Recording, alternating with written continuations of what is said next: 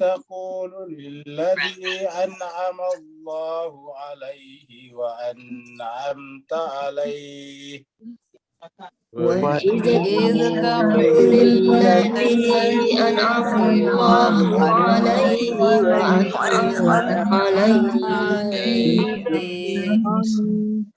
أمسك عليك زوجك واتق الله وتخف في نفسك ما الله مبديه أمسك عليك زوجك واتق الله في نفسك ما الله مبديه وتخشى الناس والله أحق أن تخشاه وتخشى الناس والله أحق أن تخشاه فلما قضى زيد منها وترا زوجناكها لكي لا يكون على المؤمنين فلما قضى زيد منها وترا زوجناكها لكي لا يكون على المؤمنين لا يكون على المؤمنين هرج في أزواج أدعيائهم إذا قضوهن وطرا لا يكون على المؤمنين حرج في أزواج أدعيائهم إذا قضوا منهن وطرا وكان أمر الله مفعولا وكان أمر الله مفعولا ما كان على النبي من حرج فيما فرض الله له ما كان على النبي من حرج فيما فرض الله له سنة الله في الذين خلوا من قبل سنة الله الذين خلوا من قبل وكان أمر الله قدرا مقدورا وكان أمر الله قدرا مقدورا الذين يبلغون رسالات الله ويخشونه الذين يبلغون رسالة الله ويخشونه ولا يخشون أحدا إلا الله وكفى بالله حسيبا ولا يخشون أحدا إلا الله وكفى بالله حسيبا ما كان محمد أبا أحد من رجالكم ما كان محمد أبا أحد من رجالكم ولكن رسول الله وخاتم النبيين ولكن رسول الله وخاتم النبيين وكان الله بكل شيء عليما وكان الله بكل شيء عليما Sadaqallahul aliyyul azim.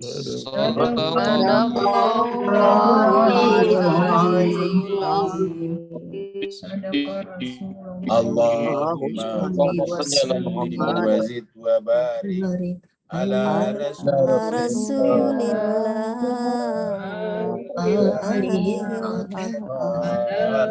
Ala Rasulillah.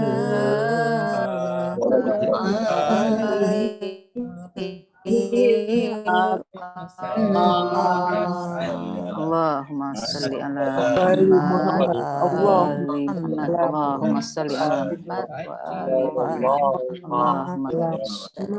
ali Muhammad. Allahumma Semua sekalian, kita berdoa kepada Allah, semoga apa yang tadi kita baca bersama kitab suci Al-Quran semoga terpatri di dalam jiwa-jiwa kita masing-masing, lalu kemudian membentuk sifat, watak, dan karakter kita, lalu juga mewarnai cara berpikir kita agar setiap tindakan kita, perbuatan kita menjadi wasilah untuk semakin dekat kepada Allah Subhanahu wa Ta'ala. Jemaah sekalian, kita teruskan surat 33, surat Al-Ahzab, ayat 31 sampai 40. Ini adalah surat yang berbicara tentang perang Parit atau perang Khandak. Disebut juga dengan perang Al-Ahzab karena yang menyerang adalah terdiri dari berbagai macam kelompok, suku-suku, komunitas-komunitas, kemudian membuat aliansi atau membuat persekutuan, membuat konfederasi untuk kemudian menghancurkan Madinah. Tetapi Allah SWT menggagalkannya. Selain adanya strategi Parit, juga dengan Allah mengirim kepada mereka badai padang pasir. Inilah ilustrasi daripada Parit yang mereka gali untuk membuat mereka tidak bisa menyeberang. Ini kurang lebih strateginya. Sehingga Nabi dan sahabat-sahabatnya tinggal menjaga jarak agak di belakang, supaya kalau dipanah, panahnya tidak terlalu menjangkau mereka. Ini surat Al-Ahzab adalah surat yang ke-33, artinya golongan yang bersekutu, turun di Madinah, karenanya disebut dengan surat Madaniyah. Kalau turunnya di Mekah disebut dengan surat Makkiyah. Surat cuma dikelompokkan dua macam saja, surat Makkiyah dan surat Madaniyah. Surat Al-Ahzab ini adalah surat Madaniyah, jumlah ayat 73 ayat. Kita dengarkan dulu murattal awal surat ini.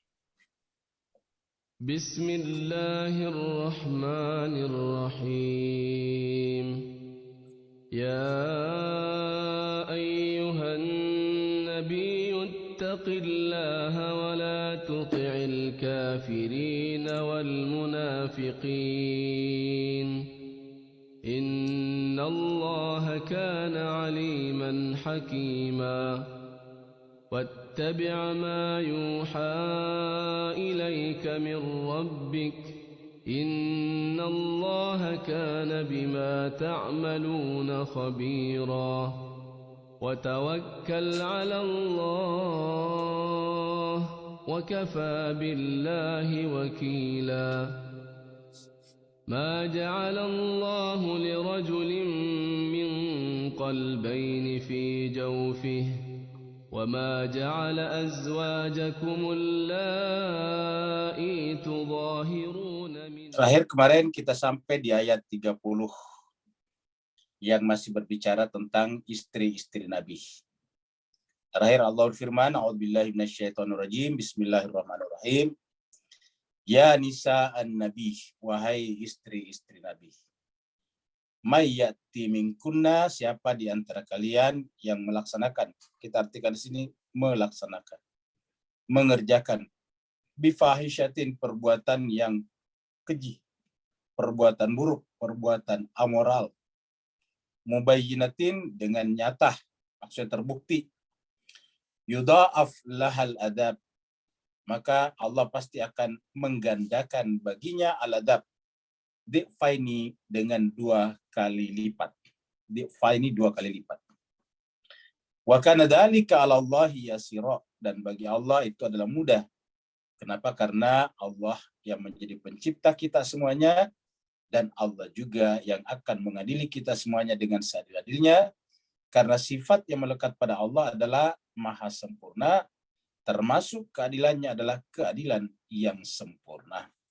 Sehingga keadilan Allah SWT adalah keadilan puncak, sehingga setiap yang menggugat pasti adalah keliru. Sekarang kita masuk ayat baru, yaitu ayat 31. Masih berkaitan dengan istri Nabi. Kalau tadi yang melakukan perbuatan buruk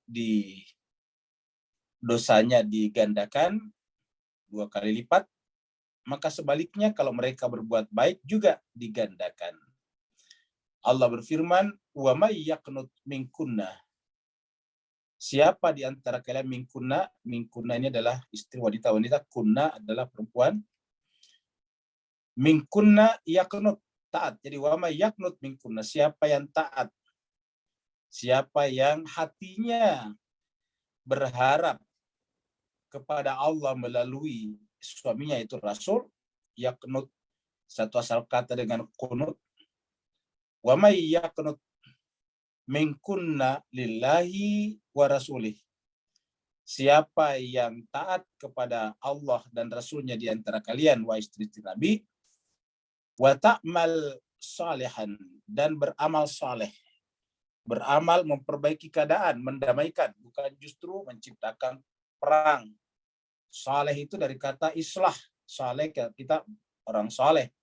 Sebetulnya kalau dikatakan orang saleh adalah orang yang kehadirannya di tengah-tengah masyarakat selalu menjadi pencipta, pembuat, menjadi inisiator kedamaian. Karena kata-kata saleh satu asal kata dengan islah. Islah itu adalah damai. Jadi kalau ada perintah aslihu itu artinya damaikan. Innamal mu'minu ikhwah fa aslihu baina akhawaikum. Orang mukmin itu bersaudara, maka kalau ada clash di antara mereka, aslihu, damaikan, dari kata saleh. Jadi yang disebut dengan amal saleh itu adalah amal yang mendamaikan, amal yang menciptakan keharmonisan, amal yang menciptakan ketentraman, amal yang menjadi jembatan penghubung kelompok-kelompok yang tadinya berpisah. Bukan sebaliknya, justru menciptakan peperangan, justru menciptakan kesenjangan sosial, justru menciptakan perseteruan antara kelompok-kelompok dalam masyarakat. Allah berfirman, "Wa may yaqnut minkunna lillahi wa rasulih." Siapa di antara kalian yang taat kepada Allah dan Rasulnya? Allah dan Rasul datang untuk menyatukan untuk manusia. Ingat surat Al-Baqarah ayat 213. Kana nasu ummatan wahidatan. Manusia itu adalah umat yang satu, apapun suku bangsanya, apapun agama dan kepercayaannya, apapun ideologinya, manusia itu adalah satu. Kana nasu ummatan wahidatan. Karena ditarik ke atas, semuanya kembali kepada Adam alaihissalam. Maka semua anak-anak Adam adalah bersaudara. Bani Adam adalah bersaudara. Nabi datang, Nabi diutus oleh Allah adalah supaya mempersatukan umat manusia, bukan sebaliknya. Maka ta'mal salihan adalah beramal dengan tetap mempersatukan manusia. Maka nu'tiha ajraha marratain. Kami juga berikan kepadanya ajrah, pahalanya, imbalannya. Marratain, 2 kali juga. Jadi kalau tadi juga define 2 kali ganda, 2 kali lipat, ini adalah marratain, 2 kali.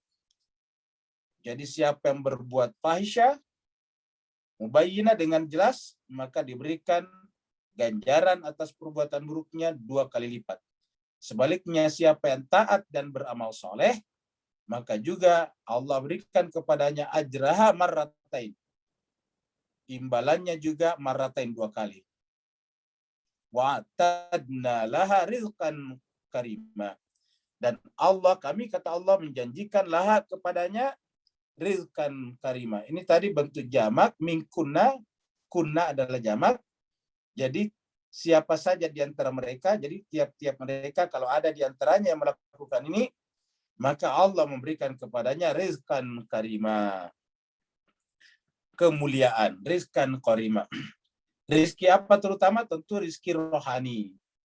Jiwanya akan selalu mulia.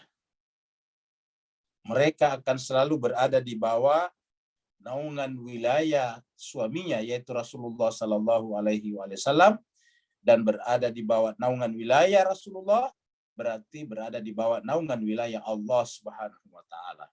Karena Allah adalah wali kita semuanya.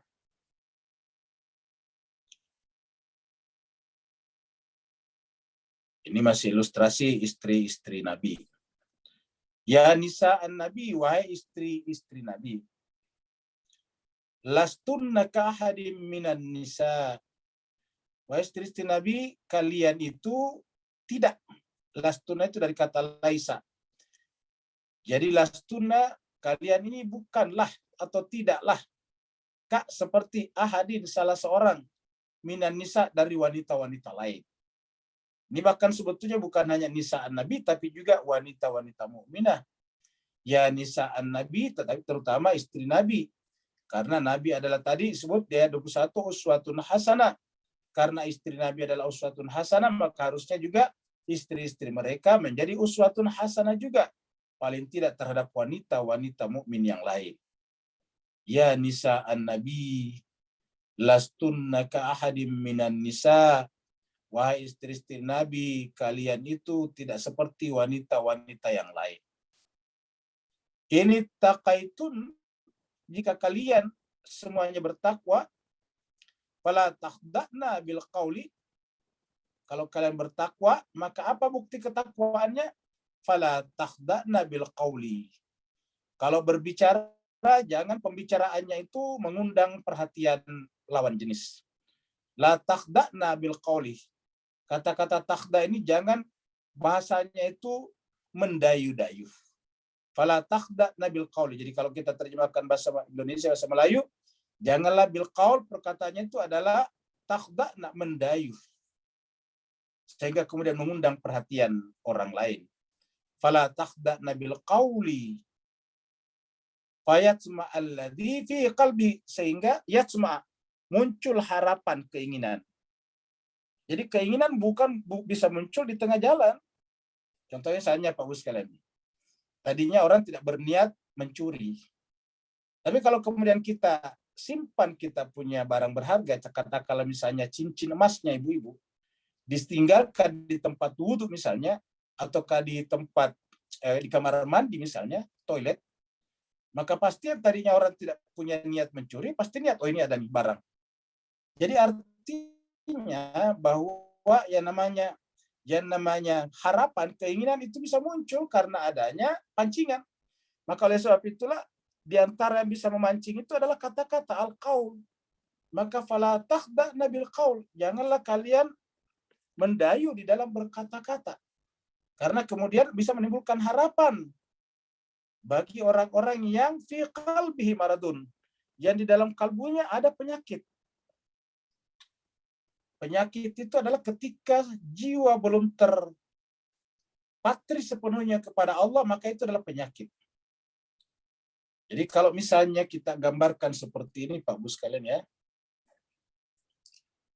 Kalau kita gambarkan ini adalah Allah Subhanahu wa Ta'ala, anggaplah ini adalah Allah ini, lalu kemudian harusnya jiwa kita ini harus masuk ke sini. Jadi harusnya jiwa kita harus masuk ke sini. Ya. Kita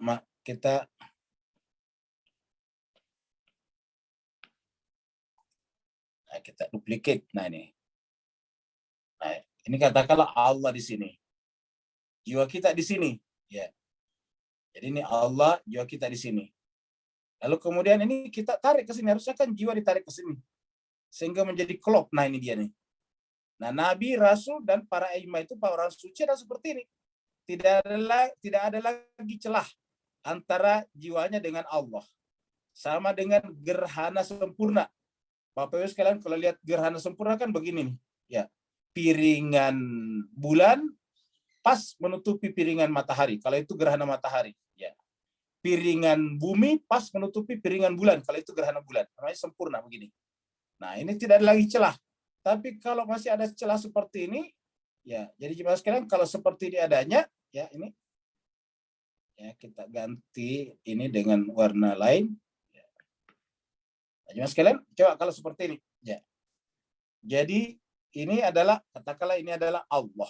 Ini ilustrasi Pak Buya, ini ilustrasi. Ini adalah Allah. Ya. Sedangkan kita ini adalah manusia di sini. Ya. Yang merah.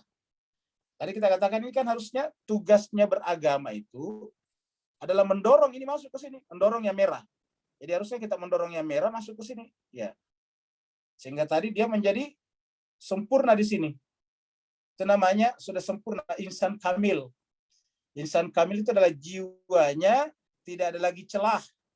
Ini yang disebut dengan wa'lamu annallaha yahulu bainal mar'i wa qalbihi. Allah harusnya ada di sini. Jadi dia harusnya masuk ke sini. Kenapa? Karena sebetulnya di jiwa kita juga itu adalah arasnya Allah. Jadi harus disamakan ini. Harus disamakan. Jadi M ini harus persis sama dengan A. Jadi nanti ini ya, ini harus A sama dengan M. Maksudnya lingkarannya Pak Buya, tentu bukan zatnya. Jadi jiwanya M, manusia, harus benar-benar mengakomodasi hanya Allah saja. Dan itulah makna kata-kata la ilaha illallah. Tidak boleh ada ilah di dalam jiwa kita kecuali Allah. Kata-kata la ilah mengeluarkan semuanya, artinya menggeser ini merah ke sini. Ya. Kita geser ini merah ke sini. Nah, yang namanya penyakit adalah ketika ini masih ada seperti ini. Jadi yang penyakit itu yang kita arsir ini. Ini namanya penyakit. Ya. Semakin besar ini, semakin besar penyakit. Karena yang merah yang kita arsir ini namanya hawa nafsu. Yang ini yang masuk ke sini adalah wahyu. Ini hawa nafsu, ini adalah wahyu. Ini adalah hawa nafsu, inilah fitrah namanya. Jadi fitrah kita adalah fitrah Allah, fitrat Allah alladzi fataran nas 'alaiha. Nah, bagi kita yang masih ada di sini namanya hawa nafsu. Dan kemudian ketika ada pancingan-pancingan di luar sini, maka kemudian ini menarik perhatian kita untuk keluar, ya. Menarik perhatian kita untuk keluar di sini, ya. Sehingga kemudian menjauh dari sini. Ini yang disebut juga dengan wa nafsi wa masawa falhama fujuraha, fujurnya lari ke sini. Fujuraha wa taqwaha, lari ke sini. Fujuraha wa taqwaha. Qad aflaha man zakaha wa qad khaba man dasaha. Jadi begitulah jemaah sekalian jiwa kita. Nah, sini dikatakan ya nisa an-nabi lastunna ka ahadim minan nisa. Kalian tidak seperti wanita-wanita yang lain. Ini taqaituna, jadi jika kalian bertakwa, takwa ini adalah sifat hati, sifat jiwa. Kita tidak tahu menilai ketakwaan seseorang. Bahkan terkadang menilai ketakwaan kita ya tidak bisa. Lalu apa yang bisa kita lihat tahu dari ketakwaan kita? Yaitu melaksanakan ayat ini. Kalau dia bertakwa, maka dia menjalankan ayat ini. Fala takhda'na bil qawli. Janganlah bergemulai di dalam berkata-kata. Karena pesonanya wanita adalah kegemulaiannya, kelembutannya. Sehingga kemudian fayat sema'a, lalu kemudian menimbulkan alladzi fi qalbihi maradun, bagi mereka yang ada penyakit dalam jiwanya. Dan karenanya waqulna, berkatalah. Waqulna qaulan ma'rufa, berkatalah dengan kata-kata ma'rufa yang baik, berkaitan dengan yang baik. Jangan isi dengan canda-canda, tapi berkatalah dengan yang baik. Wa qulna qaulan ma'rufa, berkatalah dengan kata-kata yang ma'ruf, bukan mungkar. Ingat, lawannya ma'ruf itu mungkar, amar ma'ruf nahi mungkar. Kemudian ayat 33. Ini ayat yang paling penting. Bukan hanya menjaga suara, tetapi juga kalau tidak penting sekali jangan keluar. Wa qarna fi buyutikun, tetaplah kalian di rumah-rumah kalian. Wa qarna fi buyutikunna, tetaplah kalian di rumah-rumah kalian. Apa sebabnya? Karena kalau istri Nabi sangat mungkin dieksploitasi. Kalau dia keluar, dieksploitasi oleh pihak luar. Pihak-pihak luar yang punya syahwat politik, yang punya syahwat kekuasaan, yang punya yang punya spirit perebutan kekuasaan, sangat mungkin memanfaatkan mereka. Maka supaya itu jangan terjadi, waqarna fi buyutikunna. Sampai sekarang misalnya anak-anak pemimpin negara terdahulu, istri-istri mereka biasanya bisa disalahgunakan. Diusung oleh kelompok-kelompok tertentu untuk muncul ke permukaan, padahal sebetulnya dimanfaatkan oleh pihak-pihak yang lain, pihak-pihak tersebut. Maka supaya itu jangan terjadi, waqarna fi buyutikun, tetaplah kalian di rumah-rumah kalian.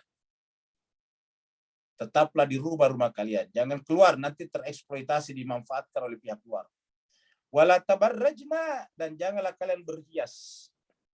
Wala tabarrajna tabarrujal jahiliyatil ula. Apa yang maksud berhias di sini? Bukan hanya pakaian, tapi terutama jangan sampai kalian dijadikan sebagai umpan-umpan peperangan. Di masa jahiliyah yang dijadikan umpan peperangan, yang dijadikan pemantik peperangan, yang dijadikan sebagai pemancing dalam peperangan, itu adalah perempuan. Ingat perang Uhud, yang maju di sana sebagai pemancing adalah namanya Hindun. Hindunlah di sana yang muncul memotivasi laki-laki, karena ingat masyarakat Arab itu adalah patriarkal, sangat laki-laki, maka mereka sangat malu kalau perempuan mengajak mereka berperang, memprovokasi mereka berperang, baru mereka tidak ikut berperang. Jadi salah satu cara waktu itu untuk mengumpulkan banyak orang maju dalam berperang adalah wanita sebagai provokatornya. Wanita sebagai pemantiknya. Maka dikatakan tabarrajna la tabarrajna tabarrujal jahiliyati pula. Jangan sampai kalian berhias menjadi alat. Ingat kata berhias itu menjadi alat, diperalat seperti diperalatnya wanita-wanita jahiliyah tempo dulu. Jadi wanita-wanita jahiliyah tempo dulu dijadikan sebagai pemancing peperangan. Wala tabarrajna tabarrujal jahiliyatil ula. Karena kalau yang dimaksud di sini berpakaian, sudah ada ayat khusus tentang berpakaian. Kita juga nanti ketemu di ayat 59. Di surat An-Nur sudah ada. Wala tabarrajna tabarrujal jahiliyatil ula. Wa aqimnas shalah, tetaplah salat.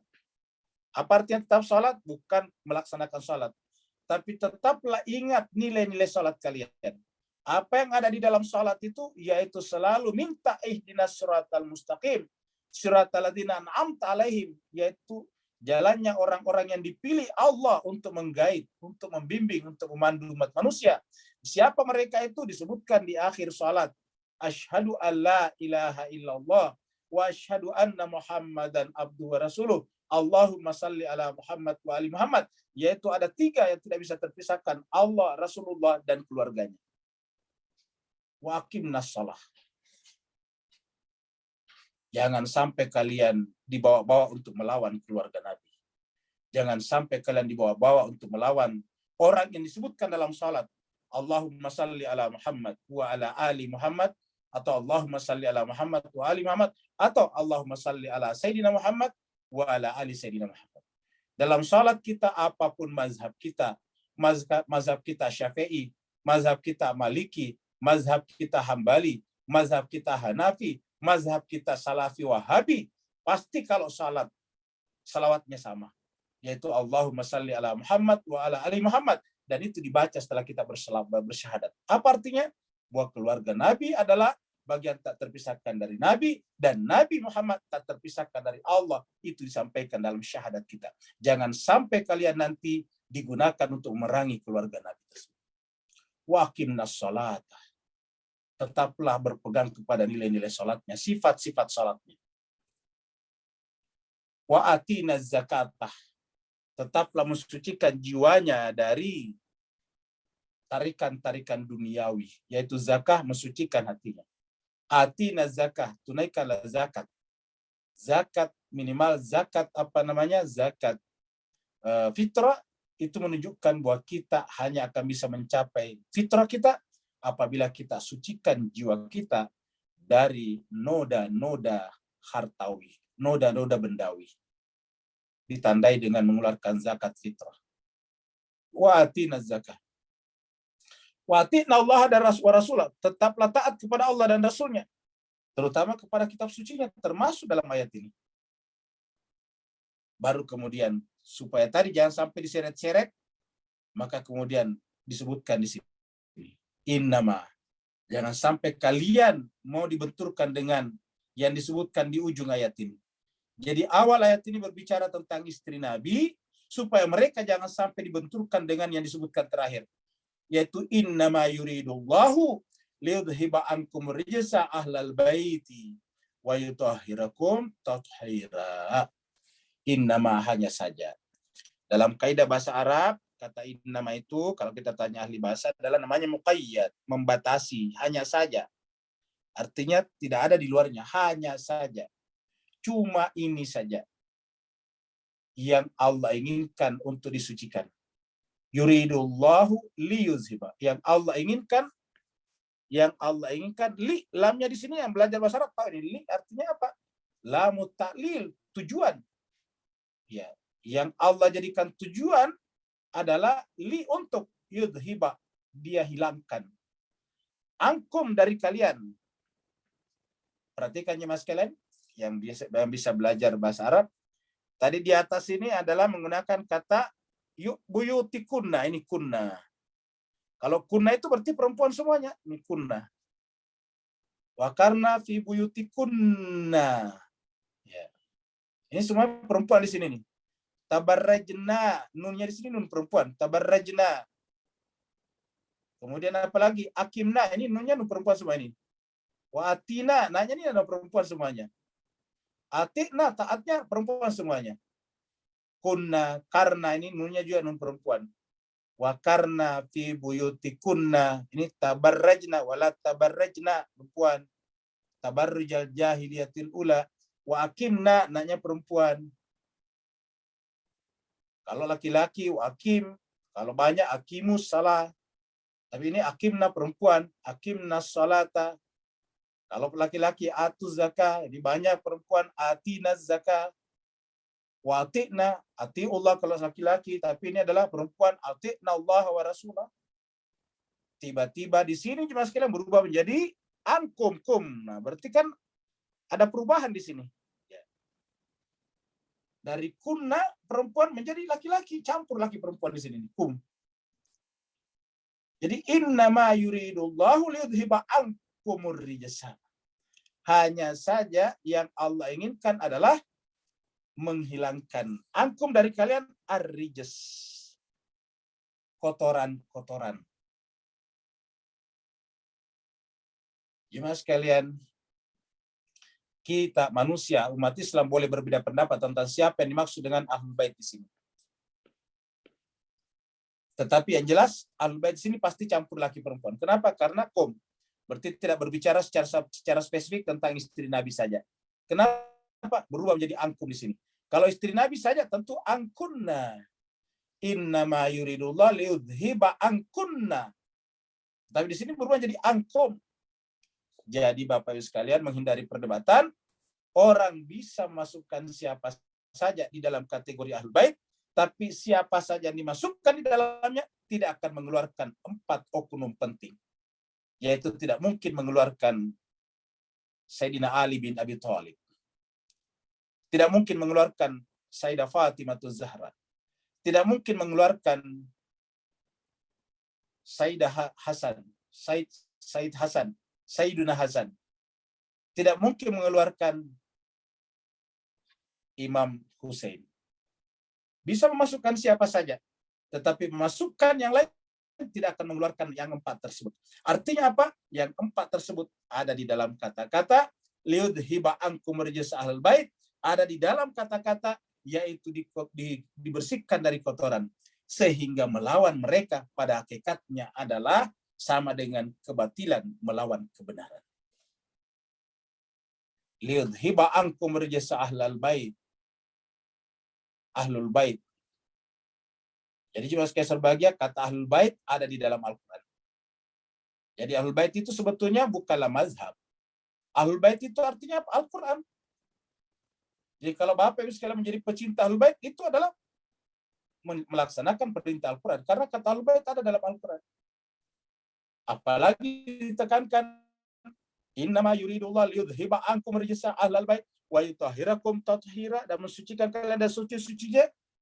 Kalau kita sepakat dengan ayat lain mengatakan bahwa Al-Quran hanya bisa dipahami secara sempurna oleh orang yang suci, la yamassu illal mutahharun, berarti mereka inilah la yamassuhu illal mutahharun. Tidak ada yang bisa memahami Al-Quran secara sempurna kecuali al-mutahharun. Dan siapa mutahharun? Ahlal bait wa yutahhirakum tathira. Jadi kita menghindari polemik, tetapi ingat, siapapun yang dimasukkan tidak akan mengeluarkan 4 orang itu. Siapa itu orang yang dihilangkan rijasnya? Berarti orang yang semua tindakannya adalah rasional. Karena jemaah sekalian berbahagia, rijas itulah tanda tidak rasional dan sekaligus mengundang kutukan. Rijas ini diartikan kotoran, tetapi sekaligus bermakna kutukan. Jadi siapa yang menyimpan rijas dalam dirinya, mengundang kutukan Allah SWT. Membawa rijas sama dengan membawa tulang di depan anjing. Kalau kita bawa tulang, pasti anjing ikut sama kita. Kalau kita bawa rijas, pasti akan diikuti oleh syaitan. Syaitan artinya apa? Mengundang kutukan. A'udzubillahi minasyaitonir rajim. Itulah sebabnya menyimpan rijas dalam diri kita mengundang kutukan. Berarti ada sarang syaitan di sana, itu kotoran itu. Rijas ini adalah kotoran syaitan. Nah, berarti dengan demikian keluarga Nabi ini Ahlul Bait karena tidak ada rijas dibersihkan, yudhibantum rijas, tidak ada sarang syaitan pada jiwanya. Coba kita lihat ayat ini. Surat Yunus ayat 100.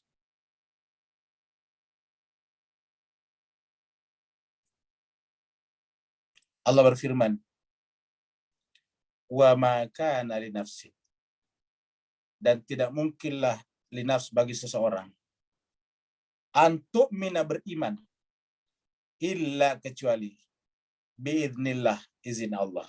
Ini satu kalimat dari sini sampai satu kalimat, satu jumlah kalau bahasa Arab. Ini adalah satu kalimat dari sini ke sini sampai Allah. Ya. Jadi ini ada satu kalimat. Berikutnya kalimat yang lain lagi, ada wawnya di sini. Jadi wa ma kana li nafsin, tidak mungkinlah li nafs bagi satu jiwa antuk mina bisa beriman kepada Allah dan hari akhir illa kecuali kalau dia mendapatkan izin dari Allah. Kalau kita potong sampai di sini, kita akan mengartikan iman itu adalah kebetulan karena Allah izinkan. Yang tidak beriman kebetulan juga karena Allah tidak izinkan. Untungnya ayat ini tidak berhenti sampai di sini. Ayat ini harus dibaca sampai selesai. Kalimat berikutnya wa yaj'alur rijsa. Ini muncul kata rijas di sini Pak Bos sekalian. Lihat ini kata rijas. Wa yaj'alur rijsa, ini lihat. Sama tulisannya tadi ini. Sama tadi tulisannya dengan rijas ya. Ini. Kata rijas ini sama persis, tidak ada bedanya. Lihat, ar-rijas ya. Sama juga ar-rijas. Sama-sama juga pakai alif lam ma'rifah. Ya. Jadi ini sama ar-rijas di sini. Ya. Wa yaj'alur rijsa, dan Allah memberikan rijas. Meletakkan rijas, membiarkan rijas kepada siapa? Alal ladzina, bagi orang-orang yang la yaqilun, yang tidak menggunakan akalnya. La yaqilun. Wa yaj'alur rijsa alal ladzina la yaqilun. Berarti coba Bapak Ibu sekalian renungkan. Berarti kalau dia ada rijasnya, berarti tindakannya, perbuatannya tidak sejalan dengan akal. Kalau ada rijasnya, berarti kan la yaqilun. Kalau tidak ada rijasnya kan berarti yaqilun. Sederhana. Kalau ada rijasnya, la yaqilun. Kalau tidak ada rijasnya, berarti yaqilun. Sejalan dengan akal, rasional. Itulah sebabnya mereka semuanya cerdas semuanya. Tidak pernah ada pertanyaan yang tidak terjawab. Kenapa? Rijas tidak ada, yaqilun. Sekaligus rijas maksudnya apa? Siksaan. Kalau di sini di bawah diterjemahkan kemurkaan ini. Dan Allah menimpakan kemurkaan ini, terjemahan Kementerian Agama. Allah menimpakan kemurkaan kepada orang-orang yang tidak mempergunakan akalnya. Jadi artinya apa? Orang yang dihilangkan rijasnya, tindakannya, perbuatannya adalah akliyah, rasional.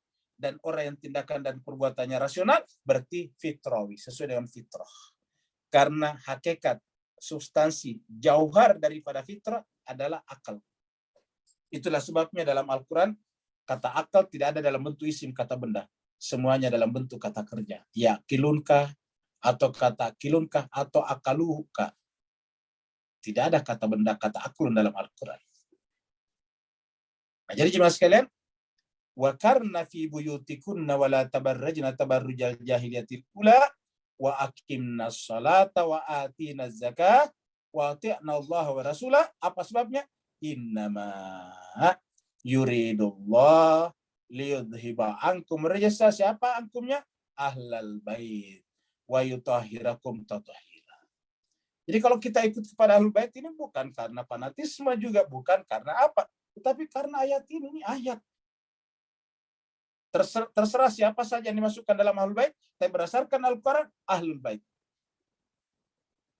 Bukan ahli yang lain, tapi ahlul bait. Liyudhiba ankum rijsa ahlal bait wa yutahhirakum tathira.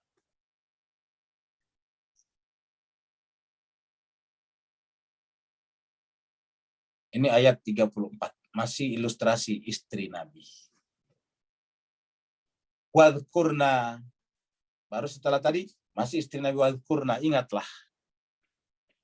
Wadhkurna ma yutla. Penggunaan kata ingatlah selalu menunjukkan ada potensi untuk tidak ingat. Wadhkurna ma yutla fi buyutikunna. Ingatlah apa yang dibacakan di rumah-rumah kalian. Fi buyutikunna. Ingat tadi, wakarna fi buyutikunna. Apa yang dibacakan di rumah-rumah mereka? Terutama tadi ayat 33 mengatakan innama yuridullahu liyudhiba ankum rijsa ahlal bait. Dan ini rata-rata ayat ini yang dimaksud 4-5 orang tadi itu adalah selalu diriwayatkan oleh istri Nabi. Ada yang diriwayatkan oleh Ummu Salamah, ada yang diriwayatkan oleh Siti Aisyah. Ummu Salamah menceritakan bahwa Nabi pada saat ada di rumah saya, dia mengambil selimut, baru kemudian minta dipanggilkan Al-Hasan. Maka kemudian Al-Hasan datang, suruh masuk ke dalam selimutnya, suruh panggilkan Al-Husain, suruh masuk dalam selimutnya. Setelah itu suruh panggil Ali, Ali datang, Fatimah datang, terus kemudian Ali datang, empat-empatnya datang berlima dengan Nabi, baru membacakan innama yuridullah liyudhiba ankum rijsa ahlal bait wa yutahhirakum tathira. Riwayat dari Aisyah juga begitu, tidak menggunakan selimut tapi menggunakan rumah. Kata Aisyah bahwa Nabi ada di rumah saya, dia minta dipanggilkan Al-Husain, Al-Husain datang, panggilkan Al-Hasan, Al-Hasan datang, panggilkan Ali, Ali datang, panggilkan Fatimah, Fatimah datang. Mereka kemudian berkumpul lalu mengatakan innama yuridullah liyudhiba ankum rijsa ahlal bait wa yutahhirakum tathira. Tapi kita tentu menghormati riwayat-riwayat yang lain yang memasukkan selain daripada mereka. Apa sebabnya? Supaya Islam tetap bersatu. Kita menghormati semuanya, tetapi siapapun yang dimasukkan di dalamnya tidak akan mengeluarkan yang 4 tadi itu. Yaitu Sayyidina Ali bin Abi Thalib, Sayyidah Fatimah Zahra, kemudian Al-Hasan, kemudian Al-Husain. Tidak mungkin mengeluarkan 4-4-nya. Bisa ditambahkan siapa saja. Nah, maka kemudian dikatakan wadhkurna ma yutla fi buyutikunna. Ingatlah ayat yang dibacakan di rumah kalian itu tadi. Min ayatilah, di antara ayat-ayat Allah. Wal hikmah. Wal hikmah. Apa itu al-hikmah? Al-hikmah adalah orang-orang yang sudah mencapai puncak. Karena dalam surat Al-Baqarah dikatakan yu'til hikmata ma yasha, kan berarti ada orang. Yu'til hikmata ma yasha, berarti ada orang yang diberikan hikmah itu. Yu'til hikmata ma yasha wa ma yu'tal hikmata faqad utiya khairan katsira. Allah memberikan hikmah kepada siapa yang dikehendakinya, dan siapa yang memberikan hikmah dia menjadi kumpulan kebaikan. Contoh dalam Al-Quran yang diberikan hikmah adalah Luqmanul Hakim. Wa ataina Luqmanal hikmatah. Dan kami berikan kepada Luqman al-hikmah. Wa ataina Luqmanal hikmatah. Innallaha kana latifan khabira. Dan Allah tidak bisa kita bermain kucing-kucingan. Apa sebabnya? Dia halus. Allah itu adalah latifan, maha halus. Artinya apa? Menjangkau bukan hanya benda-benda, tetapi jiwa manusia yang paling dalam. Jiwa manusia, jiwa kita yang paling dalam, dasar dari dasarnya jiwa kita, Allah juga hadir di sana. Yang disebut dengan rahasia yang ada dalam jiwa kita itu juga Tuhan di sana. Sirrul asrar, Tuhan ada di sana. Kenapa? Dia latif. Dan dia latif sekaligus mengetahui apa yang ada di sana, di tempat yang paling halus itu. Jemaah sekalian, ini adalah perkara akhirat. Di akhirat, jemaah sekalian, kita akan diadili berdasarkan Al-Quran. Dan akhirat ini tidak bisa kita bermain-main. Karena siapa saja yang pindah ke akhirat tidak akan bisa kembali ke dunia lagi untuk memperbaiki keadaannya. Atas dasar itu, maka kemudian Allah memberikan kepada kita kitab suci Al-Quran sebagai pandu, sebagai pembimbing, agar kita benar-benar berjalan dengan benar, memilih dengan benar, bertindak dengan benar, ikut pada yang benar. Seperti doa kita, Allahumma arinal haqqa haqqa, ya Allah, perlihatkanlah kepada kami al-haqqa haqqa, yang benar itu sebagai kebenaran. Wa arinal batila batila, perlihatkanlah kepada kami batil sebagai batil. Karena jangan sampai yang benar kita anggap batil, yang batil kita anggap benar. Maka Al-Quran datang menceritakan semuanya. Bahwa yang disucikan dalam Al-Quran adalah Ahlul Bait Nabi. Innama yuridullah liyudhiba ankum rijsa ahlal bait wa yutahhirakum tathira. Jangan sampai kita termasuk golongan justru membenci mereka, apalagi memerangi mereka, nauzubillah min dzalik, summa nauzubillah min dzalik. Celakalah kita kalau kita masuk dalam kategori itu. Kemudian setelah berbicara itu, berbicara tentang orang-orang mukmin, laki dan perempuan. Mari kita lihat ayatnya. Ini adalah berbicara tadi, jadi sudah dibicarakan tadi di atas, kepada siapa kita mengikut tadi. Ya. Baru kemudian, innal muslimina wal muslimat. Sesungguhnya orang muslim laki-laki dan muslim perempuan. Wal mu'minina wal mu'minat. Mukmin laki-laki dan mukmin perempuan. Wal qanitina wal qanitat. Yang banyak berdoa, yang mengisi hatinya dengan ketaatan, laki ataupun perempuan. Wassadiqina wassadiqat, selalu berpihak kepada yang benar. Sadiq itu adalah lawan daripada kadzib. Kadzib itu dusta. Wassadiqin, selalu bersama dengan orang yang benar. Wassadiqat, perempuan. Sadiqina, perempuan. Sadiqah, laki-laki, perempuan. Berarti artinya apa? Semua yang ada di sini juga ada apa tadi pada kata-kata antum tadi, campuran. Innama yuridullah liyudhiba ankum. Ankum itu campuran apa? Laki perempuan. Ini disebutkan lagi di sini. Wassadiqina wassadiqat. Dalam surat At-Taubah Allah berfirman, ya ayyuhalladzina amanu taqullah wa kunu ma'as sadiqin. Selalulah bersama dengan orang yang sadiqin. Wassadiqina wassadiqat, selalu membenarkan. Laki ataupun perempuan. Wassabirina wassabirat. Sabar laki-laki dan sabar perempuan. Coba kita pikir jemaah sekalian, siapa kira-kira yang paling sabar kalau bukan pada keluarga Nabi tersebut? Wassabirina wassabirat. Ingat keluarga Nabi itu secara keduniaan mereka tidak dapat apa-apa dari aktivitas kakek dan ayah mereka. Khadijatul Kubra adalah wanita paling kaya di Mekah. Tidak ada yang tidak mengenal kekayaannya. Sejarah mencatatnya. Sejarah apapun kita baca akan mencatat Khadijah adalah wanita kaya. Tapi anak-anaknya meninggal dunia. Ditinggalkan apa? Fatimah ditinggalkan apa oleh ibunya? Tidak ada.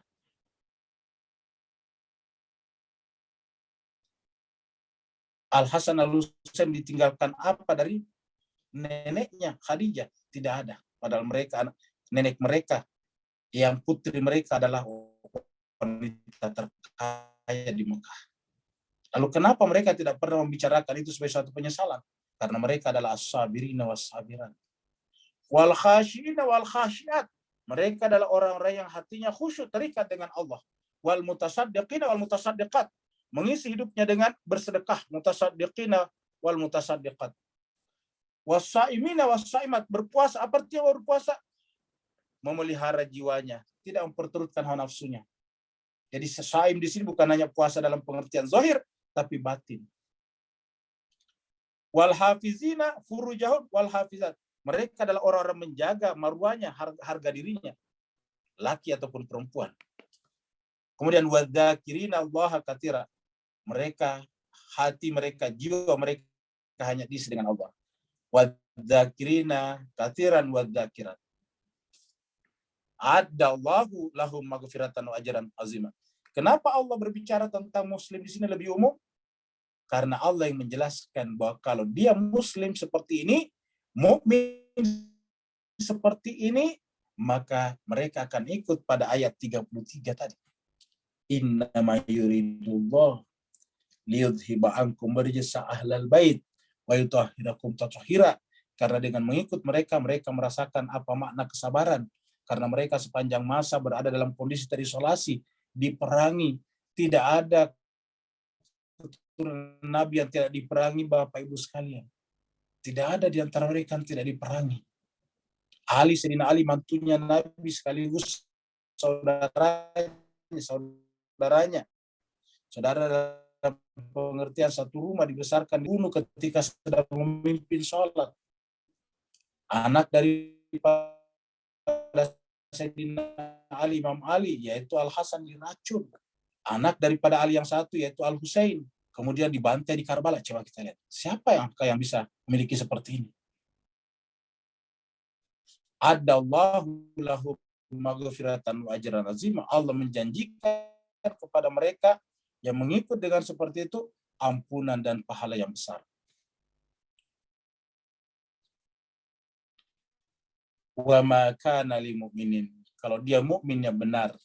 Kalau dia mukmin yang benar seperti tadi ayat 35 dan ikut pada ayat 33, wa ma kana lil mu'minin. Tidak pantaslah bagi seorang mukmin.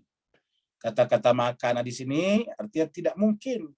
Lil mu'minin, bagi seorang mukmin laki-laki, wala mu'minatin, dan juga bagi seorang mukmin perempuan. Disebutkan secara spesifik. Tidak mungkin bagi seorang mukmin laki-laki, wala, dan tidak mungkin juga bagi seorang mukmin perempuan, idza qadallahu wa rasuluh, apabila Allah dan Rasulnya, ini Rasulnya, qada, telah menetapkan. Di mana ditetapkannya? Di dalam Al-Quran. Apa ketetapan Allah? Innama yuridullah liyudhiba ankum rijsa ahlal bait wa yutahhirakum tathira.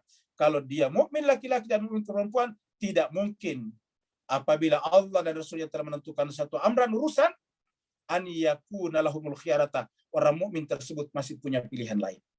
Tidak mungkin ayyakuna lahum al khiyarata, pilihan lain. Tidak mungkin punya al khiyarah. Khiyarah itu pilihan. Ingat kata-kata istikharah.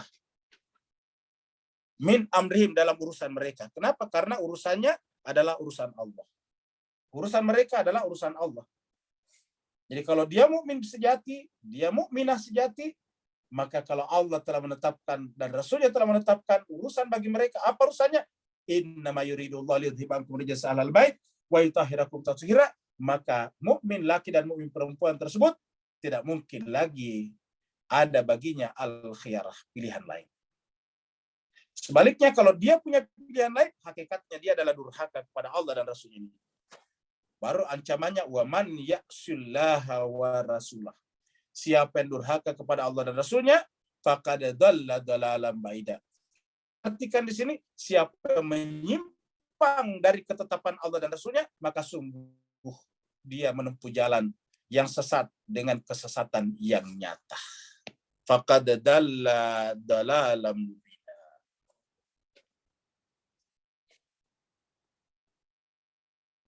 Kita masih kembali kepada istri Nabi yang bernama Zainab binti Jahsh.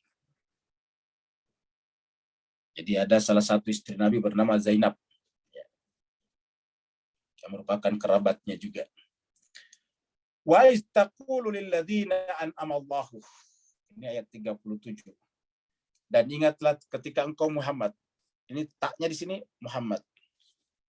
Ketika engkau takul berkata lilladzi, kepada orang yang an'amallahu, yang telah Allah beri nikmat atasnya. Jadi an'amallah, Allah berikan nikmat kepadanya dengan apa? Dengan berwilayah kepada Nabi. Wa an'amta alaihi, dan kamu juga Muhammad telah memberikan nikmat kepada mereka. Jadi kalau kalau Nabi memberikan nikmat kepada mereka, hakikatnya Allah beri nikmat kepadanya. Apa nikmatnya? Nikmat berwilayah. Ingat, yang dibicarakan di sini adalah Zaid.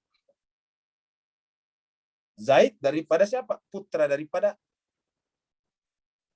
Harisah, ayah daripada Usama. Usama terkenal.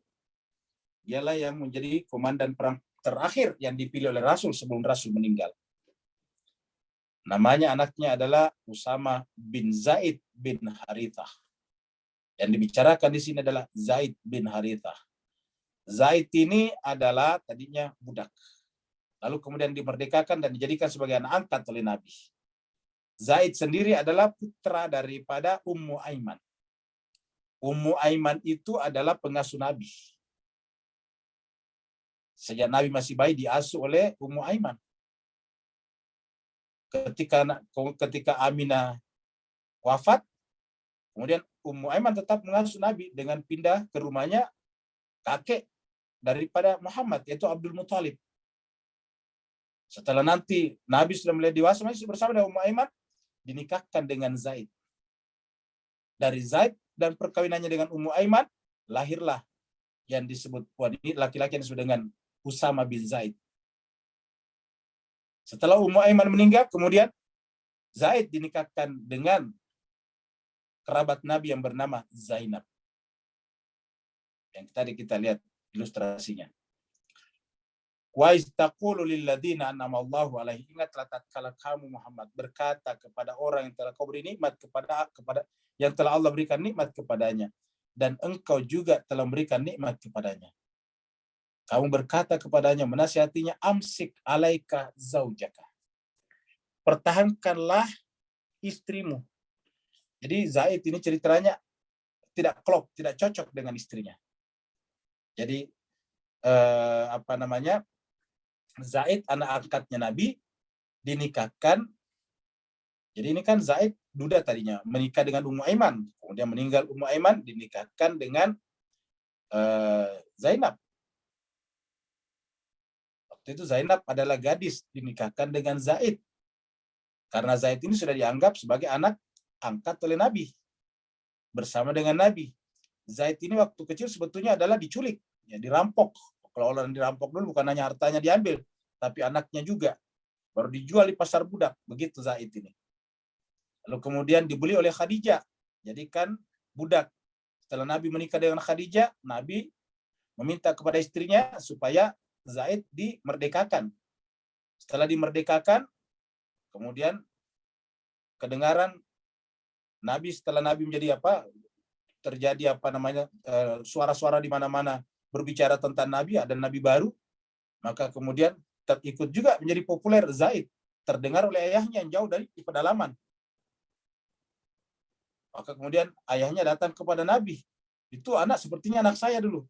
Ternyata masih mengenal ayahnya. Zaid juga masih mengingat wajah ayahnya.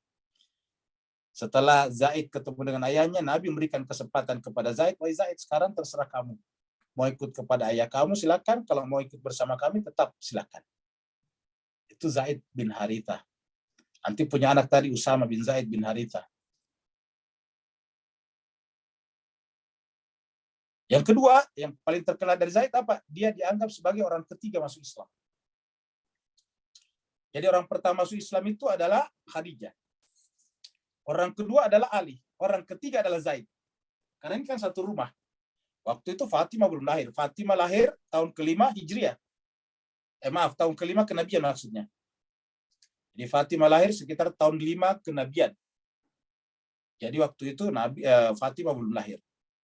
Jadi yang ada di rumah tangga Nabi itu selain Khadijah adalah juga Ali. Maka yang masuk Islam pertama kali adalah Khadijatul Kubra, terus kemudian Sayyidina Ali bin Abi Thalib, kemudian dicatatkan juga adalah Zaid bin Harithah. Lalu kemudian turun ayat ini di Madinah. Pada saat Zaid ini tidak cocok dengan istrinya yang bernama Zainab. Nabi menasihatinya, wahai Zaid, amsik alaika zaujaka. Pertahankanlah istrimu. Wattaqillah, dan bertakwalah kepada Allah. Wa tukhfi fi nafsika, tetapi wahai Muhammad, kamu juga menyimpan sesuatu di dalam jiwamu. Mallahu yubdihi, sesuatu yang Allah SWT akan ungkapkan. Apa yang disimpan Nabi di dalam jiwanya, Nabi itu bertanggung jawab kepada Zainab. Karena Nabi lah yang menikahkan Zainab. Zainab ini bangsawan Quraisy. Sedangkan tadi kita katakan Zaid ini adalah dari pedalaman. Cuma kemudian dia menjadi populer karena tinggal di rumah Nabi. Lalu kemudian dinikahkan. Maka kemudian ketika rumah tangga ini tidak cocok, Nabi bertanggung jawab. Kalau nanti Zaid akan menceraikan istrinya, ya Nabi akan menikahi Zainab. Maka dikatakan, wa tukhfi fi nafsika ma Allahu mubdihi. Kamu menyimpan sesuatu dalam jiwamu yang Allah akan ungkapkan. Wa takhshan nasa wallahu ahaqqu an takhsha. Kamu khawatirkan manusia karena pada saat itu tidak boleh seorang ayah angkat menikahi bekas atau janda daripada anak angkatnya. Karena istri anak angkat diperlakukan sama dengan istri anak kandung pada saat itu. Nah, hukum ini akan dirubah dalam Al-Quran. Karena namanya anak angkat itu kan tidak punya hubungan biologis apa-apa. Anak angkat itu sebetulnya adalah murni hubungan kemanusiaan. Karena murni hubungan kemanusiaan tidak boleh mempengaruhi hukum. Wa takhshan nasa wallahu ahaqqu an takhsha. Kamu khawatirkan manusia, padahal yang paling berhak kamu takuti adalah Allah. Maka falamma qada Zaidun, tatkala Zaid telah memutuskan minha, haknya kembali kepada istrinya, wataran, keperluan maksudnya sudah selesai, proses perceraiannya, masa iddahnya, maka kemudian zawwajnakaha. Kata Allah, kami menikahkan engkau dengan Zainab. Zawwajnakaha. Likai, supaya. Jadi tujuannya apa? Tujuannya murni masalah hukum. Zawwajnakaha, kami menikahkan engkau dengan Zainab. Likai, agar la yakuna alal mu'minin, supaya bagi orang-orang mukmin nanti tidak ada harajun, tidak ada keberatan, tidak ada halangan fi azwaji adaiyaihim, di dalam menikahi istri, mantan istri daripada anak-anak angkatnya. Karena anak angkat sama dengan orang lain, kedekatan kita adalah bersifat humanistik. Seperti mana kalau kita bersahabat dengan seseorang, kedekatan itu murni humanistik, tidak ada hubungan darah. Bahkan tidak ada juga hukuman hukum, tidak ada hubungan hukum. Persaudaraan itu tidak ada ikatan hukum. Yang ada ikatan hukumnya itu pernikahan. Idza qadau minhunna watara, apabila mereka telah memenuhi, menyelesaikan keperluannya, yaitu perceraiannya sudah selesai. Wa kana amrullahi maf'ula, dan urusan Allah pasti terlaksana. Ini masih ilustrasi wanita Nabi. Maka na 'alan nabi min harajin. Maka na 'alan nabi, tidak ada pada diri Nabi min haraj, keberatan. Fima faradallahu lahu, apa yang telah Allah tetapkan, fardukan baginya. Jadi Nabi kalau sudah Allah tetapkan baginya, tidak mungkin dia menolak. Masa Nabi menolak ketetapan Allah?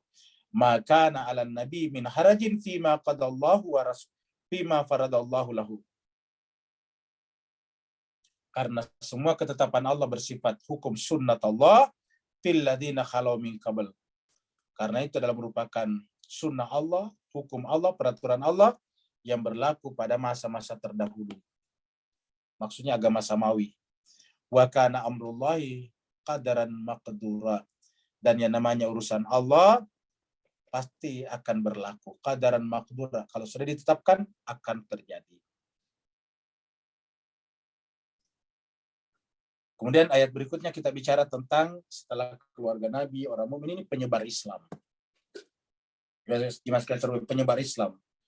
Dari Timur Tengah, terutama dari keluarga Nabi nantinya, kemudian menyebar ke seluruh penjuru dunia. Sahabat-sahabat Nabi menyebar ke seluruh dunia. Ada yang sampai ke Cina, bahkan dikatakan ada sampai ke Fakfak, Jayapura, Papua. Ada yang menyebar ke Asia Tenggara ini. Di antara penyebar Islam yang terkenal di Asia Tenggara adalah namanya Habib Nuh Al-Habsyi, yang ada kuburannya di Singapura. Teman-teman kita, ikhwan kita di Singapura pasti akrab dengan ini. Orangnya adalah ini. Dia termasuk salah satu penyebar Islam di Asia Tenggara. Alladzina, orang-orang yang yuballighuna risalatillah, yang menyampaikan. Orang-orang yang yuballighuna, menyampaikan risalatillah, risalah Allah.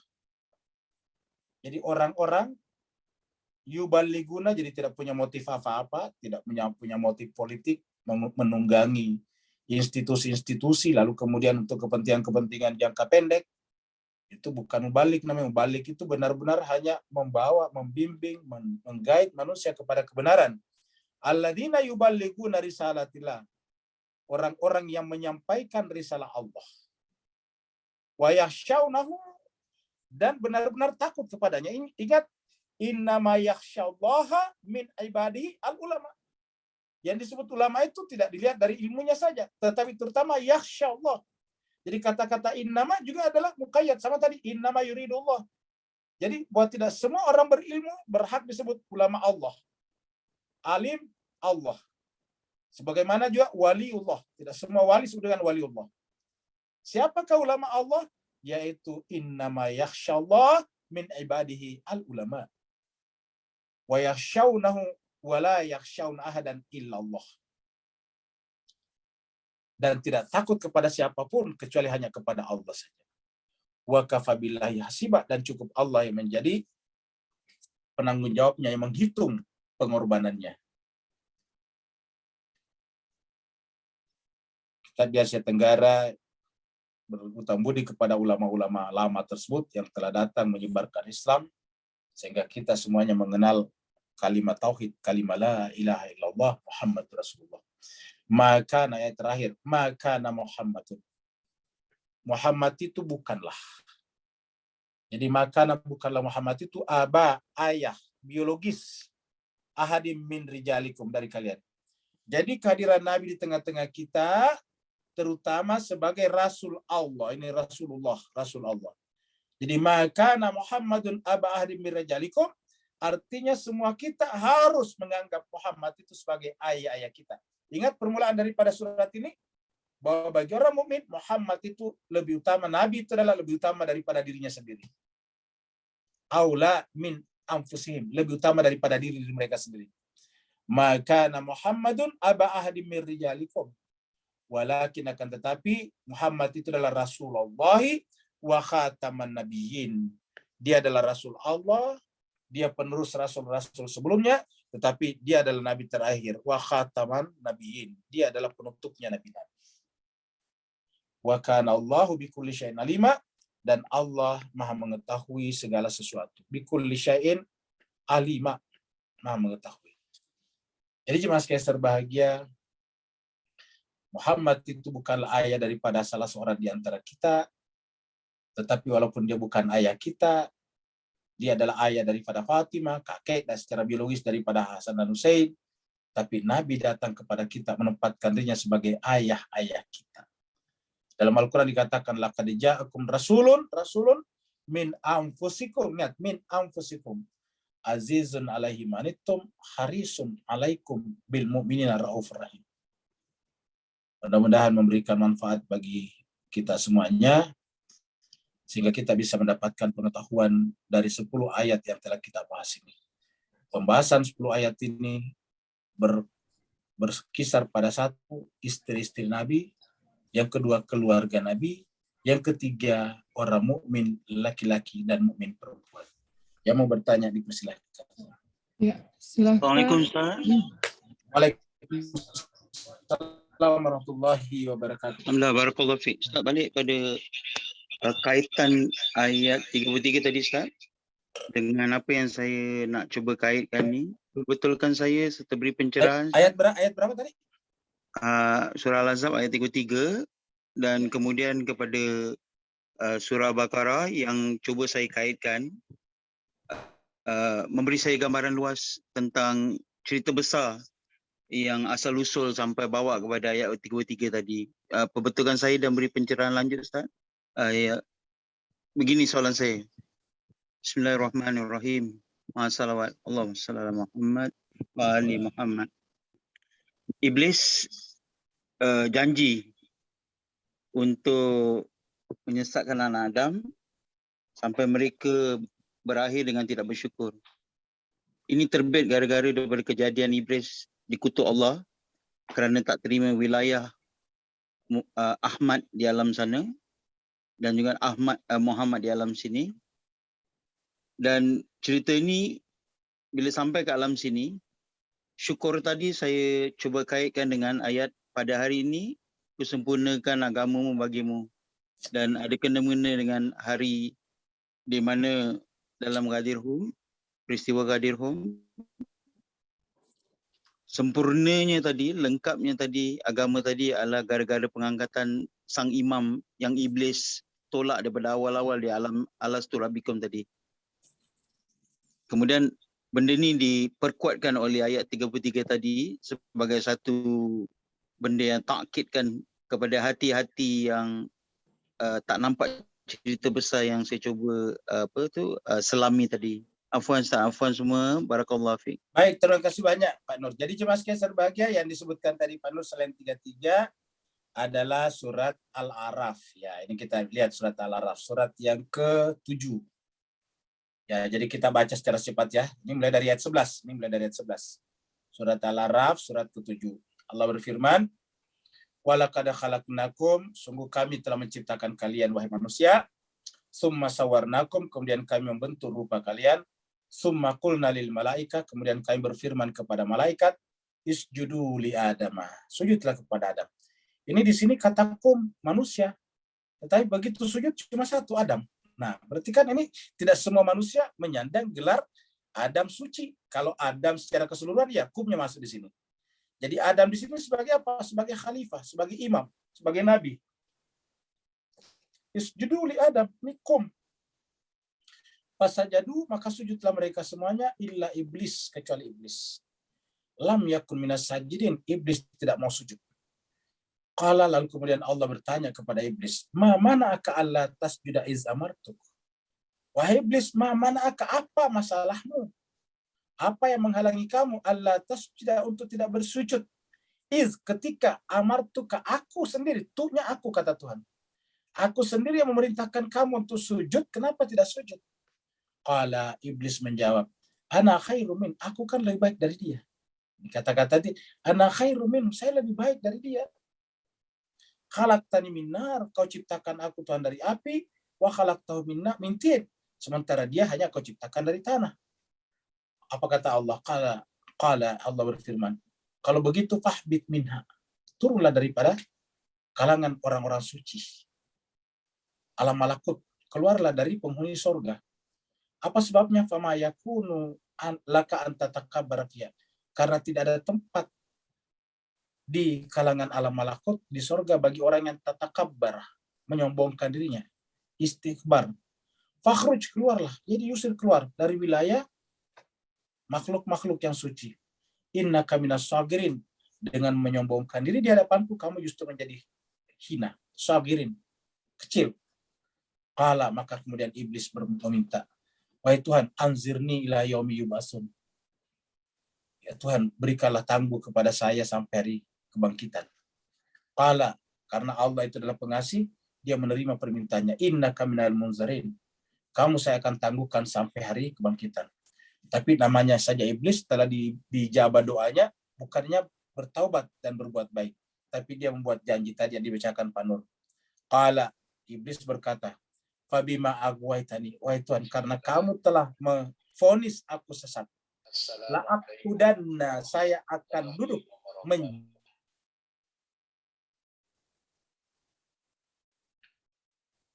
mereka, anak cucu Adam, kata kalau mereka tidak ikut dalam jalan yang lurus. Summa, kemudian kata iblis, latiyanahum, saya akan datangi mereka, mimbaini aidihim, dari sebelah, dari depan mereka, wa min khalfim, dari belakang mereka, wa an aimanihim, dan juga dari kanan mereka, wa an syama'ilihim, dan juga dari kiri mereka. Wala tajidu, sehingga kamu tidak menemukan aksarahum, kebanyakan mereka, syakirin, bersyukur. Apa bersyukur? Menerima wilayah. Seperti yang dikatakan tadi Pak Nur. Najib Mas Kaisar berulayah kepada siapa? Al-Quran sudah menyebutkan tadi, innama yuridullah liyudhiba ankum rijsa ahlal bait wa yutahhirakum tathiran. Maka siapa yang tidak menerima wilayah atau tidak bersyukur, lawannya kufur. Apa yang dikufuri? Janjinya tadi di alam, alastu birabbikum qalu bala syahidna. Maka oleh sebab itu ini sebetulnya terang benderang ini alur ceritanya. Dari satu ayat ke ayat lain itu satu terkait satu sama lain, dan ini alurnya rutenya jelas. Tidak mungkin terjadi pertentangan dalam Al-Quran. Jadi siapa yang tidak sujud adalah bagian daripada iblis. Dan kepada siapa sujud? Kepada orang yang Allah angkat tadi, yang diperintahkan seluruh makhluk sujud kepadanya. Bukankah Allah mengatakan kepada Nabi sendiri, wa ma arsalnaka illa rahmatil alamin? Lalu kemudian Allah mengatakan melalui Nabi di dalam Al-Quran, innama yuridullah liyudhiba ankum rijsa ahlal bait wa yutahhirakum tathiran. Berikutnya lagi. Ya Ustadz. Selanjutnya Mbak Intan mau bertanya, silakan Mbak Intan. Ada banyak pertanyaan di kolom chat. Terima kasih. Silakan. Iya, terima kasih Bu Dokter. Assalamualaikum Ustaz. Waalaikumsalam warahmatullahi wabarakatuh. Saya sebenarnya juga ada 4 pertanyaan Ustaz, tapi saya sampaikan 2 dulu karena di chat juga banyak pertanyaan. Nanti kalau masih ada waktu di akhir, mudah-mudahan bisa disampaikan. Ustaz, di ayat 32 ada larangan untuk melemah lembutkan suara gitu Ustaz ya. Nah, larangan ini apakah berlaku juga untuk perempuan lain atau hanya untuk istri Nabi? Ya, untuk perempuan lain. Pertanyaan saya sebenarnya adalah ayat seperti ini atau mungkin ada hadis-hadis serupa ini membuat kenyataannya sekarang ini perempuan jadi dikungkung gitu ya. Artinya perempuan dilarang bersuara, bahkan kalau ekstrim itu nanti kalau di pengajian-pengajian itu untuk bertanya pun tidak bisa, harus ditulis pertanyaannya karena suara adalah aurat begitu Ustaz. Dan kalau ada pelecehan yang terjadi kepada perempuan begitu, biasanya yang disalahkan hanya perempuannya saja. Padahal ayat itu sendiri mengatakan orang-orang yang ada penyakit dalam hatinya. Jadi maksud saya sebenarnya sudah ada penyakit di dalam hati laki-laki itu. Kalau tidak ada penyakit ya tidak akan terjadi hal-hal yang tidak diinginkan gitu. Nah, bukankah pria-pria yang ada penyakit dalam hatinya itu juga harusnya bertanggung jawab dengan apa yang dia lakukan, sehingga tanggung jawab itu tidak hanya dibebankan kepada perempuan untuk menjaga dirinya, suaranya, tetapi juga harusnya juga kepada laki-lakinya begitu Ustaz. Nah, bagaimana pandangan Ustaz tentang ini? Kemudian yang kedua tadi di ayat 33 kan dikatakan Allah menghendaki menghilangkan kotoran darimu, dia mensucikan kamu sesuci-sucinya, itu Ustaz ya untuk ahlul bait. Nah, ayat ini bagi saya kan terkesan bahwa kesucian itu jadinya pemberian gitu Ustaz, sesuatu yang diberikan, bukan hasil usaha dari ahlul bait yang disebutkan, tapi pasti ada penjelasannya. Tidak begitu, bagaimana Ustaz untuk menjelaskan ini? Karena kan kalau kesucian itu diberikan kan seolah-olah ya wajar saja jadi suci, wong diberikan gitu. Itu dulu Ustaz, 2 pertanyaan saya. Terima kasih Bu Dokter kesempatannya. Baik, terima kasih banyak Intan. Jadi cuma sekali sebagai kita sampaikan bahwa yang pertama dulu, agama itu adalah bersifat preventif. Ya, apa itu artinya bersifat preventif? Berbicara tentang diri kita. Persoalan di luar sana ada masalah, iya. Tetapi berkenaan dengan apapun termasuk berkenaan dengan kejahatan adalah berkenaan dengan diri kita. Artinya bahwa di luar sana banyak pencuri, banyak orang yang berniat jahat, memang perlu juga mendidik mereka, memperbaiki mereka, tetapi urgensi mendidik dan memperbaiki mereka tidak lantas menghilangkan atau membatalkan upaya individual kita, upaya pribadi kita untuk menggembok rumah kita. Tidak bisa nanti kita katakan setelah kecurian salah dia, kenapa dia masuk rumah saya. Ya, jadi bahwa memang dia salah juga, iya, makanya sultani penyakit. Tetapi adanya orang berpenyakit di luar sana tidak lantas melonggarkan tanggung jawab pribadi kita. Itulah sebabnya agama bekerja pada 2 sisi. Yang pertama adalah edukasi, yaitu memperbaiki masyarakat, kita semua harus ambil bagian. Tapi pada saat yang sama juga agama berbicara tentang pencegahan, preventif. Jadi agama berbicara tentang pendidikan, agama berbicara tentang juga memperbaiki keadaan dan berbicara tentang bagaimana kita juga menjaga diri kita. Seperti itu. Jadi bahwa dengan adanya misalnya peraturan lalu lintas dan sebagainya, tidak lantas berarti lalu lintas tidak dibutuhkan. Tetap dibutuhkan karena pada saat-saat tertentu banyak orang yang tiba-tiba kehilangan kesadarannya tentang undang-undang berlalu lintas apabila tidak ada polisi di jalan raya. Dan seperti itulah juga manusia. Ketika kemudian manusia tidak menjaga dirinya, tidak kemudian bisa mengendalikan orang lain. Jadi orang lain tidak bisa kita kendalikan, yang bisa kita kendalikan adalah diri-diri kita masing-masing. Benar tadi bahwa kalau terjadi hal-hal yang tidak diinginkan, ya mereka laki-laki juga berdosa. Tetapi oleh Allah kita disuruh juga menjaga diri-diri kita masing-masing. Supaya kita jangan jadi korban daripada orang-orang yang tadi ada penyakit dalam jiwanya. Agama datang untuk menyelamatkan orang yang zalim dan juga orang yang terzalimi. Agama datang menyelamatkan orang yang jadi korban dan juga orang yang mengorbankan orang lain. Agama bekerja pada semua sisi karena agama adalah untuk seluruh level, tingkat, dan strata sosial masyarakat. Yang kedua adalah kesucian adalah pemberian. Jawabannya iya, tapi bukan pemberian yang sifatnya cuma-cuma. Ingat, kita harus mulai daripada variabel kita mulai dari paradigma kita. Tuhan itu kan maha sempurna. Apa artinya maha sempurna? Keadilannya juga sempurna. Kalau keadilannya sempurna, ketika dia memberikan tentu adalah pemberian yang bertumpu pada keadilannya, bukan ke pemberian yang sifatnya cuma-cuma. Jadi harus kita bawa bahwa Tuhan itu bersifat sempurna. Tidak mungkin memberikan begitu saja. Satu. Yang kedua, lalu kenapa keluarga Nabi saja disucikan? Sebetulnya tidak. Semua kita ini disucikan. Setiap kita lahir semuanya suci. Kita ini lahir dalam keadaan sudah suci semuanya. Fitratullah allati fataran nas 'alaiha. Fitrah manusia yang dijadikan Allah untuk menciptakan fitrah seluruh manusia. Kata Anas itu seluruh manusia. Lalu kok kenapa? Ya karena kita ini sudah terlanjur berada dalam lingkungan, waktu kita lahir berada dalam lingkungan yang tidak terpelihara, kita ikut kotor di sana. Sedangkan ada segelintir kecil orang yang terpelihara dari atas. Jadi pada saat Adam itu punya anak beberapa orang, di antara beberapa anaknya Adam itu ada yang terkontaminasi, ada yang memelihara dirinya. Nanti lahirlah orang-orang suci dari situ. Contohnya pada anak-anak Nabi Yakub. Nabi Yakub ini kan Nabi besar. Nabi Yakub juga adalah cucu Nabi besar, yaitu cucu Nabi Ibrahim. Yakub bin Ishak bin Ibrahim. Ini adalah anak Nabi besar. Cucu dari Nabi besar. Tetapi keturunannya ada 12, dan 10 diantaranya itu kita sebut dengan jahat. 12 itu bayangkan membohongi ayahnya, berkonspirasi, lalu membuang adiknya masih kecil ke dalam sumur. Ya. Jadi artinya dari keturunan Nabi Yakub ini ada yang menjaga diri, ada yang tidak menjaga dirinya. Nah, Yusuf itu termasuk orang yang menjaga dirinya. Kita lihat dialog-dialognya dengan Zulaikha. Kita lihat juga dialog-dialognya dengan dengan penghuni penjara ketika masuk dalam penjara. Kita lihat dialog-dialognya dengan raja ketika dipanggil keluar.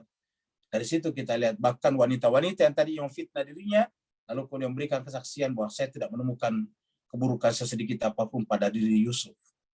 Nah, jadi artinya apa? Ada kemampuan pada diri Yusuf untuk mempertahankan itu. Jadi dengan demikian pemberian, tapi pemberian karena ada usaha untuk itu. Bukan pemberian yang sifatnya seperti tadi bersifat sewenang-wenang saja. Tapi pemberian yang bersifat apresiatif, bersifat reward. Yang lain lagi, pertanyaan di chat dulu, kita pindah ke chat.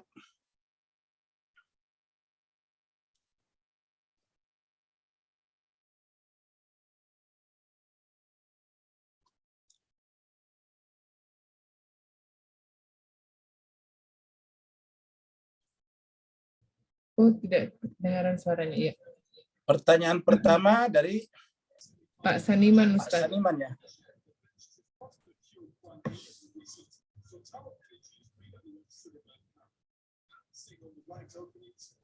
Jadi jemaah sekalian, pertanyaan Pak Saniman tentang ayat 30 dan 33 yang bisa kita tangkap di sana bahwa satu, bahwa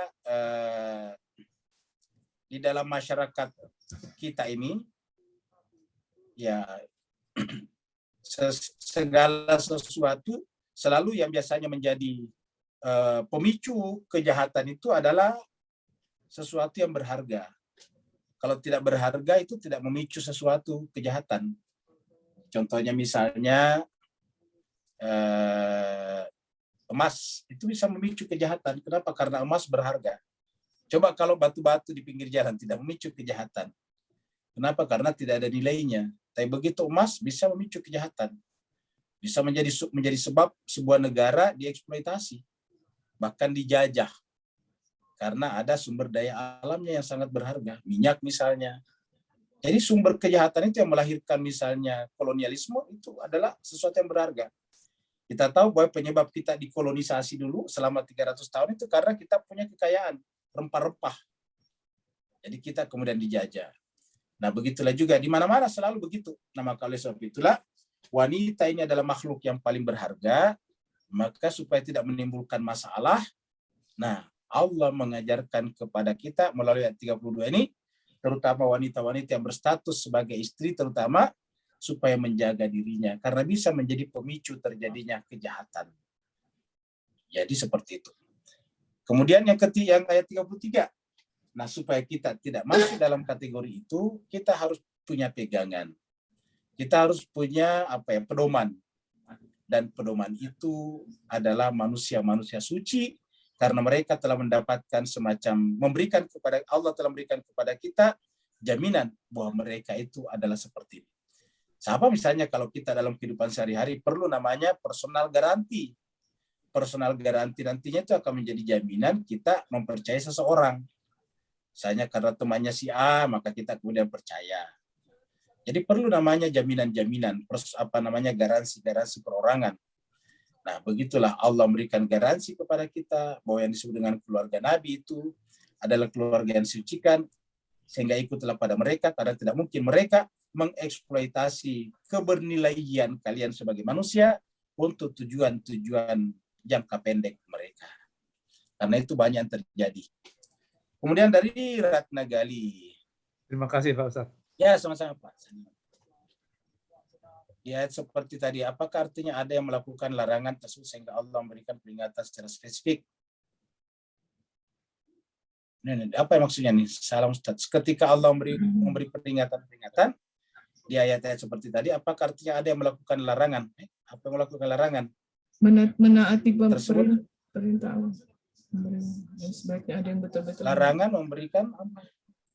Ustaz, mungkin maksudnya Allah memberikan peringatan seperti itu, janganlah kamu melemah lembutkan suaramu. Apakah karena sebelumnya sudah ada yang melakukan lemah lembutkan suara? Kayaknya begitu mungkin Ustaz. Iya, saya kalau lihat ini sudah dilakukan. Ada yang melakukan larangan, kan larangan bukan berarti perbuatan. Iya. Apakah artinya ada yang melakukan larangan? Ini Gali, mana Gali? Ini Gali. Bicara Gali. Gali. Dan sebaliknya ada yang betul-betul melakukan. Galinya jangan-jangan bertanya baru kabur nih. Saya coba bantu ini Ustadz. Kayaknya jadi maksudnya tuh di antara istri-istri Nabi ada yang melakukan perbuatan mungkar terhadap instruksi dari Nabi. Tapi ada juga yang di ayat berikutnya yang melakukan ketaatan kepada Nabi. Mungkin maksudnya Mbak Gali gitu kali. Ya, makanya kita ini cuma persepsi tentang Gali aja semuanya nih. Karena kalau lihat di kalimatnya, apakah artinya ada yang melakukan larangan tersebut? Melakukan larangan, maksudnya melanggar kali ya, melanggar larangan. Maksudnya melanggar kayaknya. Sehingga Allah memberikan peringatan. Ya, mungkin maksudnya ada yang melanggar larangan itu ya. Ya, mungkin dari istrinya. Melakukan larangan, tetapi melanggar larangan. Ya? Mungkin dari istri-istrinya itu ada ya, mungkin ada Nabi yang melanggar larangan, sehingga menyampaikan. Ingat mas sekalian, larangan dalam Al-Quran tidak selamanya harus ada melanggar dulu, tapi selalu potensi itu ada. Potensi ada baru ada larangan, tapi kalau potensi tidak ada, Allah tidak larang. Contohnya misalnya minum arak, itu ada potensi karena bisa diminum. Tapi tidak ada larangan minum air laut. Kenapa tidak ada orang minum air laut? Ya. Jadi tidak ada orang manapun yang mau minum air laut. Tapi kalau minum tuak, minum khamr ada. Jadi makanya dilarang. Cari dalam Al-Quran larangan minum air laut, tidak ada. Kalau begitu kita boleh minum air laut, silakan aja, tapi tidak akan ada yang mau meminumnya. Ya, larangan minum bensin, tidak ada. Ya, kenapa? Tidak akan ada yang mau meminumnya. Jadi semua yang potensinya tidak ada, tidak mungkin dilarang. Semua yang dilarang berarti ada potensi terjadinya pelanggaran terhadap larangan itu. Jadi adanya larangan, tidak boleh kita lantas menuduh ada yang melakukan pelanggaran. Enggak, terlalu jauh. Nah, kemudian dari Sinta tadi. Nah, ini baru Sinta nih. Salah. Mengenai ayat 33. Mengapa info tentang Ahlul Bait seakan diselipkan di ayat tentang istri Rasulullah? Apakah ini semacam kuis dari Allah agar manusia menggunakan akalnya saat membaca Al-Quran? Bukan hanya agar manusia, memang dari awal sudah dikatakan Al-Quran itu harus pakai akal. Ya, la dina liman la aqlalahu. Tidak ada agama bagi tidak ada yang berakal. Kalau dikatakan ad-dinu wal akal, kita tanya, apa itu din? Din apa Al-Quran? Laisal islama, bukanlah ad-din, laisa dinul Islam, bukanlah agama Islam kalau bukan Al-Quran. Bidunil Quran, berarti Al-Quran itu adalah ad-din itu sendiri.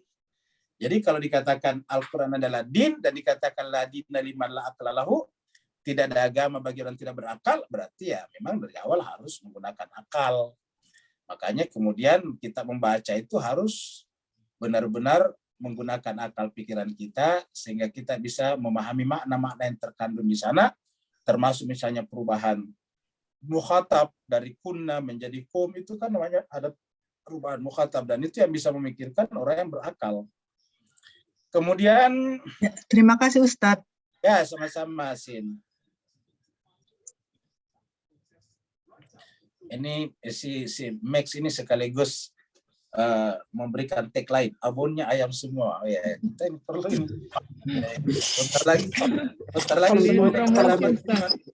Bentar lagi kita dapat kiriman abon. Kalian promo.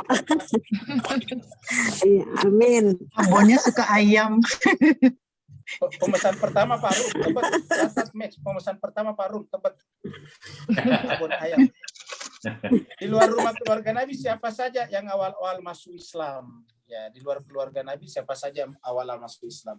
Ya, banyak di antara awal masuk Islam awal seperti misalnya Mus'ab bin Umair misalnya. Itu termasuk awal. Bilal bin Rabah. Kemudian apalagi Ammar bin Yasir. Kemudian istrinya Yasir namanya Sumayyah. Itu semuanya awal-awal masuk Islam. Khabbab al-Arat itu banyak. Bahkan termasuk Sa'ad bin Abi Waqqas, ayah daripada Umar bin Sa'ad yang ikut membunuh Imam Husain di Karbala, itu adalah termasuk awal masuk Islam itu Sa'ad bin Abi Waqqas. Ya. Itu di luar keluarga Nabi.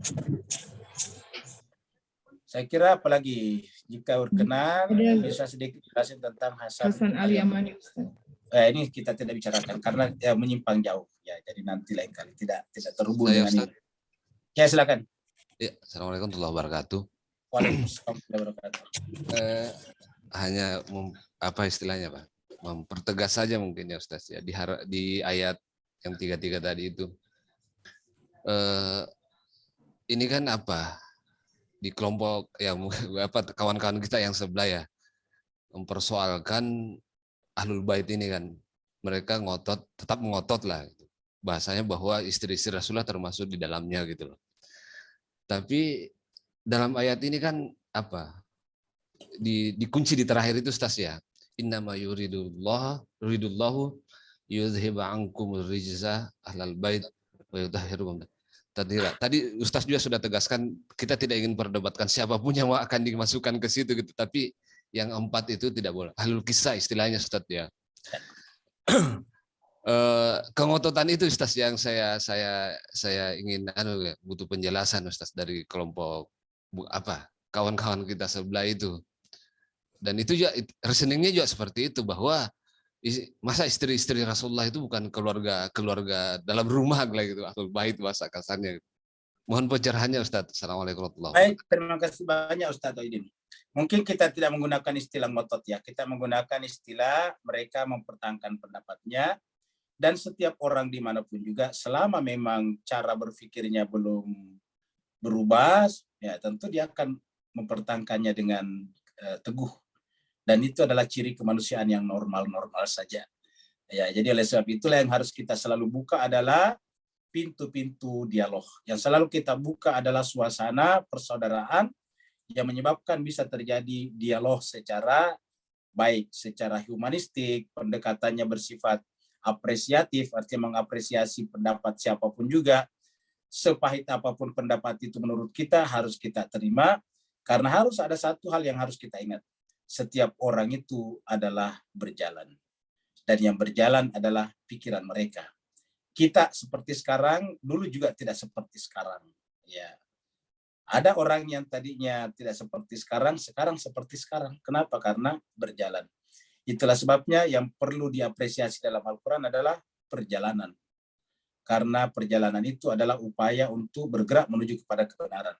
Dan yang dikecam di dalam Al-Quran adalah yang tidak berjalan. Jadi yang dikecam dalam Al-Quran yang tidak berjalan. Di dalam surat Al-Alaq, setelah 5 ayat pertama yang berbicara tentang pentingnya belajar, lalu kemudian dikunci, kalau menggunakan istilah Ustaz Wahidin tadi, dikunci dengan kata-kata, kalla innal insana la yatagha ar-ra'ahu istaghna. Jadi kalau kita baca kata dari atas itu menarik. Iqra bismi rabbikal ladzi khalaq, khalaqal insana min 'alaq, iqra wa rabbukal akram alladzi 'allama bil qalam, 'allamal insana ma lam ya'lam, kalla sekali-sekali tidak, innal insana la yatagha, sungguhnya manusia itu masogak takut kapan, ar-ra'ahu istaghna, apabila merasa dirinya cukup. Jadi yang dikecam Allah adalah merasa diri cukup. Apa artinya merasa diri cukup? Sudah berhenti sampai di situ. Tapi selama pendapatnya memang memang baru sampai di situ, ya, dan dia mempertahankannya, wajar saja. Yang dikecam Al-Quran kalau dia sudah berhenti untuk mencari. Al-Quran mengatakan faida faragta fansab wa ila rabbika farghab. Harusnya terus-menerus mencari dan mencari, setelah ketemu yang satunya bergerak lagi.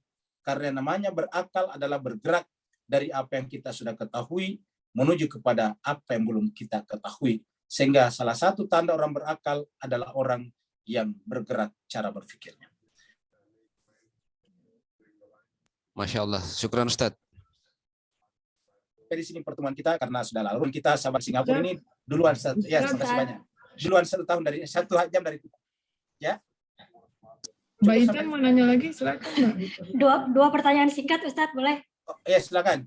Ya, Ustadz, tadi ayat 35 kan disebutkan laki-laki yang benar, perempuan yang benar, selalu begitu kan Ustadz? Kenapa, kira-kira hikmahnya apa Ustadz? Kenapa harus disebutkan laki-laki dan perempuan diulang-ulang? Kenapa tidak misalnya orang-orang atau mereka yang gitu? Ini disebutkan jenis kelaminnya. Itu satu Ustadz. Kedua tentang Zainab. Saya pernah baca di buku Zainab minta cerai sebenarnya karena merasa Zaid kurang sepadan dengannya. Tadi Ustadz katakan Zainab adalah keturunan bangsawan, Zaid adalah mantan budak gitu, sehingga tadinya beliau menolak untuk dijodohkan dengan Zaid, tapi karena di ayat sebelumnya dikatakan kalau sudah ditetapkan ya tidak boleh menolak, sehingga akhirnya Zainab mau juga menikah tetapi tetap tidak senang sehingga minta cerai. Ini artinya bahkan alasan duniawi dalam tanda kutip, Ustaz, itu kan kesannya alasan duniawi. Zaid kurang apa gitu solehnya gitu, Ustaz, kan? Tapi alasan duniawi tidak suka, Zaid tidak tampan, Zainab cantik, Zaid keturunan mantan budak, Zainab orang kaya gitu, bangsawan, itu pun bisa menjadi alasan untuk minta cerai. Tidak semata-mata alasan yang kayaknya harus syar'i banget gitu, Ustaz. Nah, sementara kan di masyarakat kita tuh sekarang kayaknya berat banget gitu kalau perempuan harus menggugat cerai. Nah, ini kira-kira apakah benar Ustaz Zainab minta cerai itu dengan alasan seperti itu, Ustaz? Terima kasih, Ustaz.